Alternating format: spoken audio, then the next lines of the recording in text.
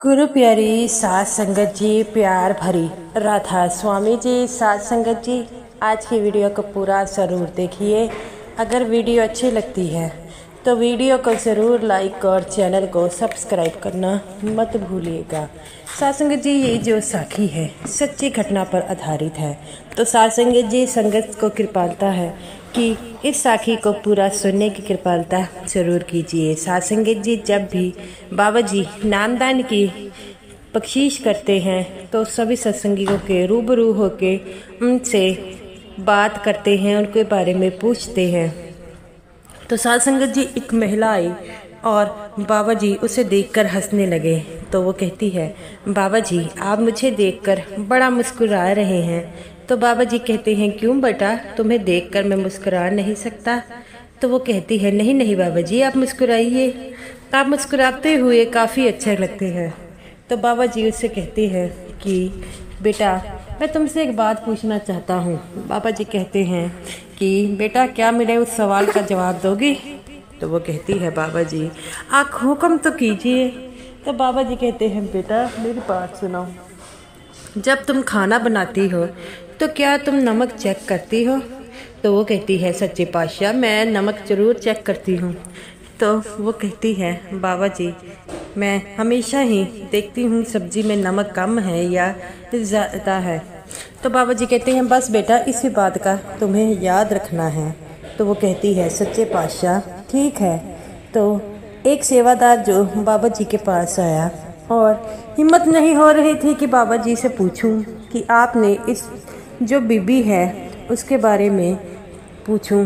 तब वह कहता है, बाबा जी मैं कुछ पूछना चाहता हूं। तो बाबा जी कहते हैं, बेटा पूछो, क्या बात पूछनी है? वो कहते हैं, बाबा जी ये जो बीबी है ये सेवादारनी भी थी। तो बाबा जी कहते हैं, हाँ बेटा, जो अभी नामदान लेने आई है। तो वो कहते हैं कि बाबा जी आपसे मैं एक बात पूछना चाहता हूँ।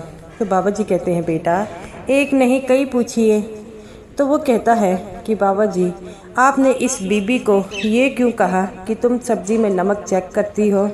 तो बाबा जी हंसने लगे और कहते हैं, क्यों मैं इससे पूछ नहीं सकता? तो वो कहता है, सच्चे पातशाह मेरा ये सवाल का जवाब आंसर नहीं है, मैं आपसे जानना चाहता हूँ कि आप इससे ऐसा क्यों कह रहे थे? तो बाबा जी कहते हैं कि बेटा मैं इसे इसलिए पूछूंगा था क्योंकि इस बीबी के पास समय कम है और इस बीबी की मौत होने वाली है और ये नामदान लेने आ गई है। तो मैंने इसलिए पूछा क्योंकि जब ये सब्जी चेक करेगी तो इसे मेरी कही हुई बात याद आएगी और ये सिमरन करने लग पड़ेगी।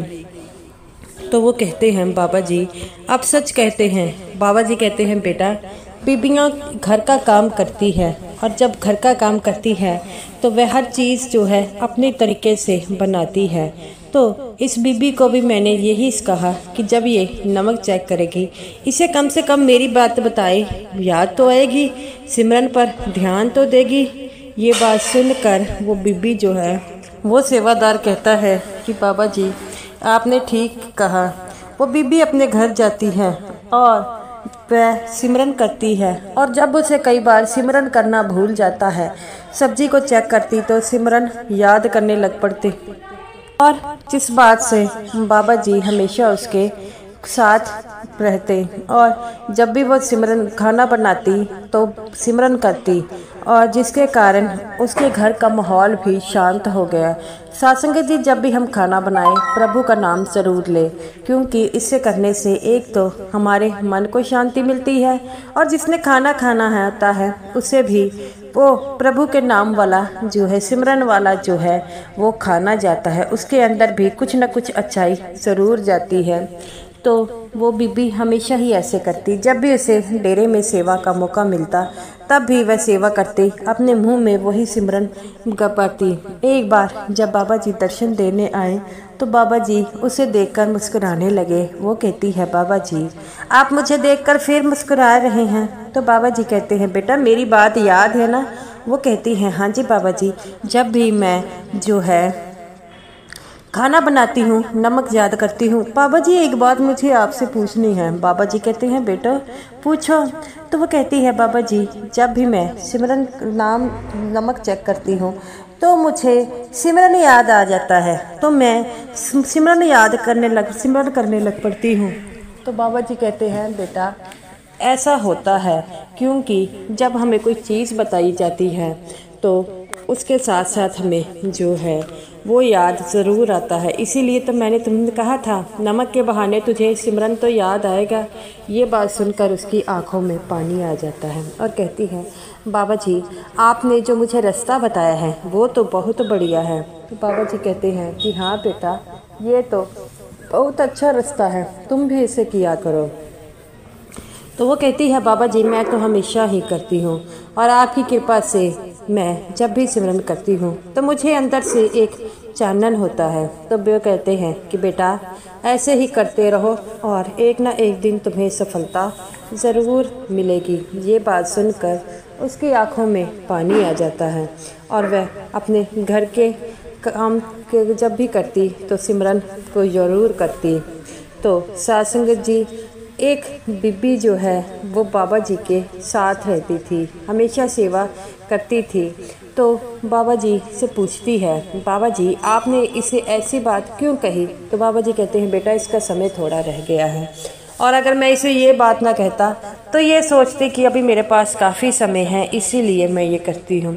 वो बीबी रोने लगी। वो कहती है सच्चे पातशाह आपको अपने सत्संगियों की कितनी चिंता रहती है। तो बाबा जी कहते हैं बेटा जो मुझसे नामदान लेने आता है मैं उसे हमेशा अपने परिवार के साथ मानता हूँ। इतनी बातें सुनकर वो क्या रोने लग पड़ती है। तो साध संगत जी ऐसे ही वक्त बीतता रहता है।